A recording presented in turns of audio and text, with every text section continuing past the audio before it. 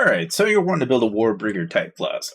All you need to know is, in general, with any class that you build, okay, a lot of it is going to be determined by going into the prayer statue and getting the most amount of combo, if you're going archer, and that, Plume Monarchs and Sacred Hunters, regardless, they're all going to go all combo.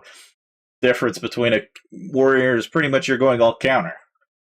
The best players, though, regardless of what build or class that they go for, they always go for 2 stats.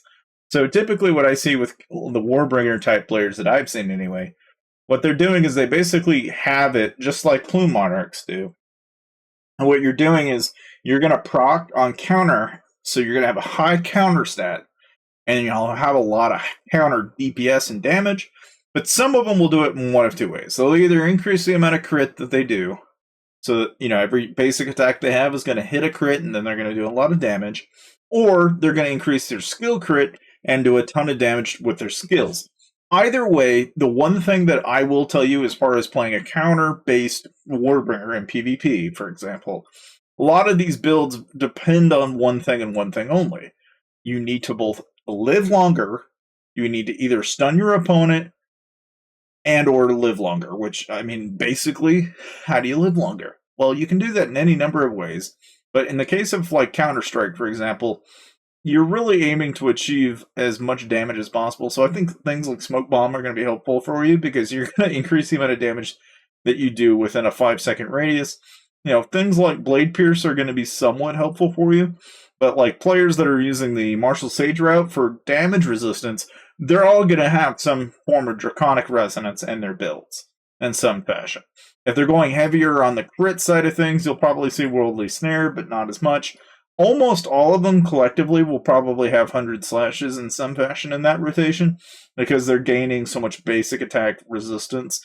Plus, they're using their HP stat to basically do as much damage as they can. On some occasions, you may see Windborne Arrow used if they want to do extra damage on top of that, but it's really rare. But even then, just like any counter build, I think you'll see a lot of Clone Strike still. You're going to see a lot of Shroom Shield. Maybe not as much Shroom Shield, though. You might just as easily see somebody go Nature's Renewal and kind of play it out a little differently where they focus more on their HP. It's just dependent on what you're ultimately aiming to achieve in that build. But the one thing that remains the same is that they're basically infatuating the amount of counter they're doing, so their Prayer Statue is going to be all counter damage, the same way it's all combo in a Plume Monarch or Sacred Hunter build. I will point out that, regardless of what you decide to do in either one of those paths, the one thing you'll know as far as souls are concerned is that you're ultimately aiming, for example, you're looking at this and you're going, okay, so if I'm going that route, what is more than likely going to be used?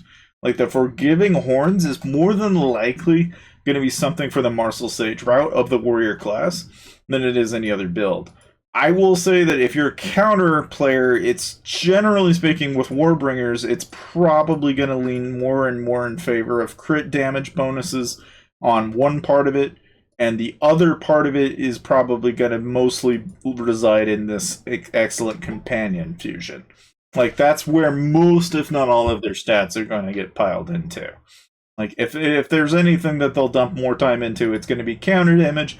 The other part of it, probably crit.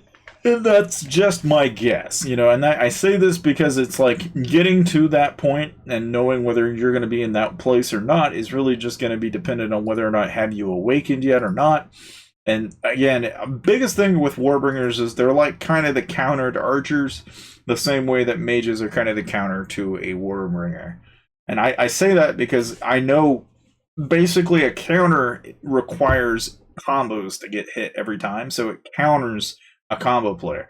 The skill crit, on the other hand, does a stupid amount of damage once, which makes the counter not as effective. And that's part of the reason why you'll see a lot of those Warbringer builds not do so well against mages for that reason. They also work really well in terms of situational, just PvP elements of it. That's just kind of the way it's designed. That is not to say that they're the best, though.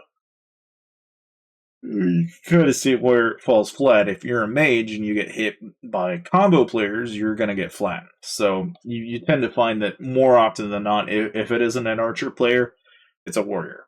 Very rarely do you see a mage fall in that top 10, but they have their place, and there is a way to play that build. And as we acquire more mounts and more accessories, it is very viable to see a build out there exist that way.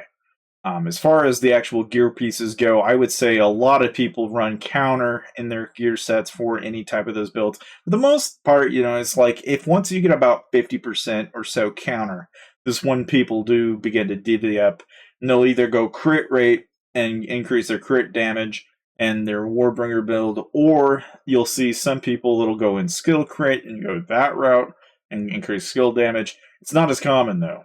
But the angle is all the same. It's just ultimately trying to make what you currently have work for you as well as possible. Outside of that, that is pretty much all you need to know as far as a warrior build is concerned. Thank you guys for watching, and I'll see you guys next time.